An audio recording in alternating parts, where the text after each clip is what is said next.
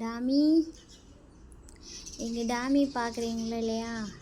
எங்கள் டாமி அநேகமாக இன்றைக்கி தான் இங்கே கடைசியாக எங்கள் வீட்டில் இருப்பான்னு நினைக்கிறேன். இல்லைன்னா கொண்டு போய் அங்கே அவனை ஆஸ்பத்திரியில் விட்டுடலான்ட்டு இருக்கோம். ஹாஸ்பிட்டலில் ஏன்னு தெரில ஊழ விட்டுட்டே இருக்காங்க. நானும் என்னென்ன பண்ணணுமோ அதெல்லாம் பண்ணி பார்த்துட்டோம். மஞ்சள் தண்ணி தெளிக்க சொன்னாங்க, இல்லைன்னா மிரட்ட சொன்னாங்க, எல்லாம் பண்ணிட்டோம். ஆனால் அவன் ஊழ விடுறது விடவே மாட்டேங்கிறான். இங்கே அக்கம் பக்கத்துலலாம் சத்தம் போட ஆரம்பிச்சிட்டாங்க. அதுவே கஷ்டமாக இருக்குது. அதை விட இன்னொன்று என்னென்னா சாப்பிடவே மாட்டேறாங்கங்க.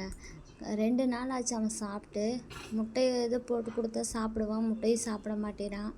பாலில் சரி காய்ச்சல் தான் அடிக்குதுன்ட்டு காய்ச்சல் மாத்திரை கலக்கி கொடுத்தோம், அதையும் சாப்பிட மாட்டேறான். என்னாச்சுன்னே தெரில, ஏன் இப்படி பண்ணுறான்னு தெரில. அவ்வளோ ஆக்டிவாக இருப்பான். ஆனால் இந்த 3 நாளாக அவன் என்னாச்சுன்னே தெரிய மாட்டேங்குது. ரொம்ப இதாக இருக்கான். ஊசியும் எல்லாம் போட்டாச்சு, ஆனால் என்ன ஆச்சுன்னே தெரிய மாட்டேங்குது.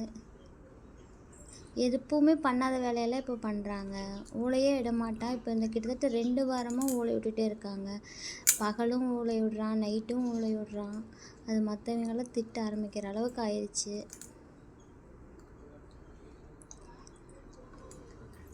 வச்சுட்டு என்ன பண்ணுறதுனே எனக்கு தெரியல. ரொம்ப பாசத்தை காட்டி வளர்த்துனா இதுதான் பிரச்சனை போல்.